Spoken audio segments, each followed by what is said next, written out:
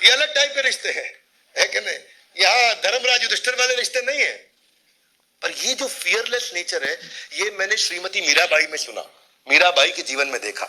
श्रीमती मीराबाई 4 साल की थी तो एक शादी का जब प्रोसेशन जा रहा था तो अपनी मां से पूछा ये कौन है? बोले दूल्हा जा रहा है।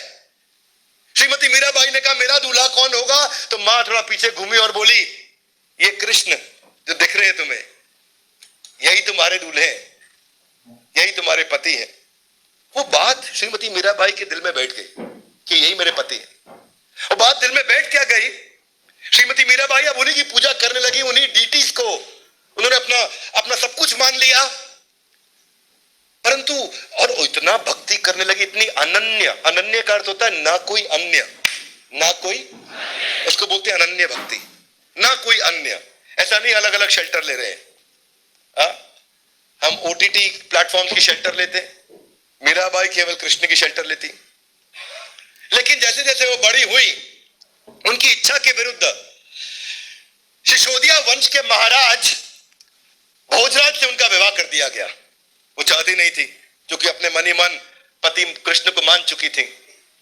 अब सिसोदिया वंश के महाराज भोजराज जब उनके नजदीक आने लगे तो श्रीमती मीराबाई उनको रोकते मना करे। उनके लाख प्रयासों के बाद भी इन्होंने अपने शरीर को छूने नहीं दिया।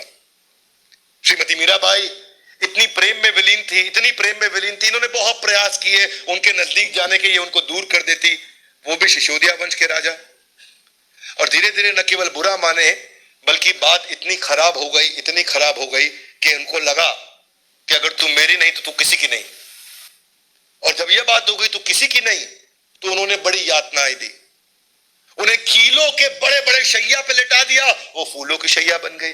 छत से ऊंची नीचे धक्का दे दिया तो ऐसा फूलों का गद्दा बन गया जिस पे वो गिरी। जब उनको फूलों की टोकरी के अंदर बड़ा कोबरा सांप भेजा तो वो भगवान कृष्ण की मूर्ति में फूलों से लिपटे हुए परिवर्तित हो गया। जहर का प्याला पिलाया तो वो अमृत बन गया।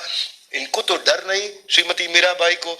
और सिसोदिया वंश के महाराज को देख करके इतनी हैरानी हुई, उनका वैराग्य देख के इतनी हैरानी हुई कि उन्होंने उसके बाद उनका भी हृदय परिवर्तित हो गया और आजीवन उनको अपना मित्र मान लिया और आजीवन मित्र मान करके जीवन चला।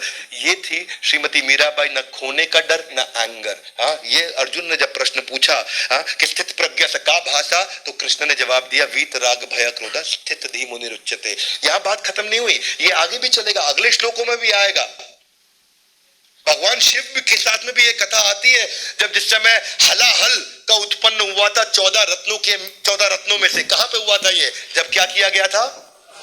समुद्र मंथन में 14 रत्न, उनमें से एक था हलाहल यानी कि विष। और जब विष बाहर आया इतनी लपटे और इतनी आग निकली उस विष में से, इतनी आग निकली कि एक तरफ देव एक तरफ दानव सब जलने लगे। और सबने भगवान शिव से प्रार्थना करी, दानवों ने भी करी, देवताओं ने भी करी, सुर असुर सबने प्रार्थना करी, प्रभु आप आइए। और भगवान शिव ने आकर के उस जहर को अपने कंठ में धारण कर लिया। यहां तक सबको पता है। देवताओं ने जब उनको धन्यवाद किया, बोला आपने बहुत बड़ा काम कर दिया हमारे लिए। बोला मैंने कुछ खास नहीं किया, I didn't do anything great, it was easy to digest this poison.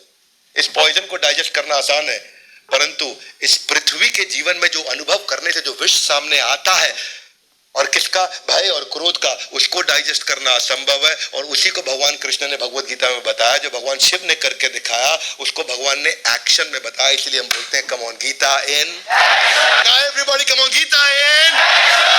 ये इस संसार में भी आपको ऐसे बहुत लोग मिलेंगे। ये केवल ऐसा नहीं देवी देवताओं की कथा सुना। थॉमस एल्वा एडिसन के बारे में सब जानते हैं। 1914 की बात थी, उनकी सबसे बड़ी फैक्ट्री न्यू जर्सी में आग लग गई और आग इतनी भयंकर लगी सब धू धू के जलने लगा। एडिसन बाहर खड़े होकर हंसने लगे जोर से अपने बेटे को, बोले तुमने ऐसी आग देखी है? बोला नहीं देखी। बोला नहीं देखी ना? बोला नहीं देखी। सबको इकट्ठा करके लाओ, अपनी माँ को और अपने दोस्तों को, उनको भी दिखाओ मैंने भी ऐसी आग नहीं देखी। बोला पिताजी आप खुश हो रहे हैं? बोला हाँ खुश हो रहा हूं, क्योंकि हमारी सारी गलतियां यहाँ जल के बर्बाद हो जाएंगी। बेटा हैरान हो गया, सारी गलतियां जल के बर्बाद हो जाएंगी। और वही इतना बेटा कंफ्यूज था। और वही उन्होंने आग लगने के बाद जब जाकर के न्यूयॉर्क टाइम्स को इंटरव्यू दिया तो बोला मेरी गलतियां जली हैं, फैक्ट्री नहीं जली है, फैक्ट्री यहाँ पे है।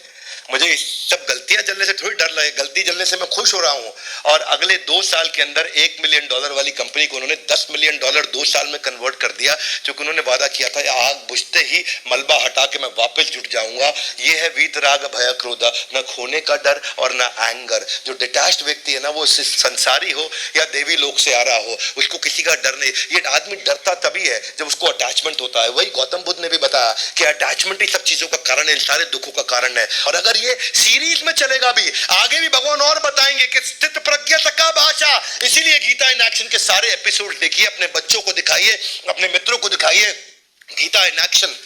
ये हमारा एक ऐसा प्रयास है जहां पे हम आपको ये वो सारे के सारे गुण जो भगवान कृष्ण ने बताए हैं, अमानित्वम, अदम्भित्वम, अहिंसम, शांतिरार्जवम, वो सारे के सारे गुण व्यक्ति विकसित कर सकता है और जीवन के हर हिस्से में अपनी सफलता को प्राप्त कर सकता है। न केवल आध्यात्मिक जीवन, परलोक, बल्कि इस लोक को भी सुखी बना सकता है। गीता इन एक्शन के सारे एपिसोड्स को देखने के लिए, इस वीडियो को पूरा समझने के लिए, वीतराग भय क्रोध स्थित धीम निरुच्यते, स्टेबल इंटेलिजेंस सबको चाहिए। हमारे साथ जुड़े रहने के लिए आप सबका हृदय की गहराई से प्रेम पूर्वक बहुत बहुत धन्यवाद। ग्रंथराज श्रीमद् भगवद गीता की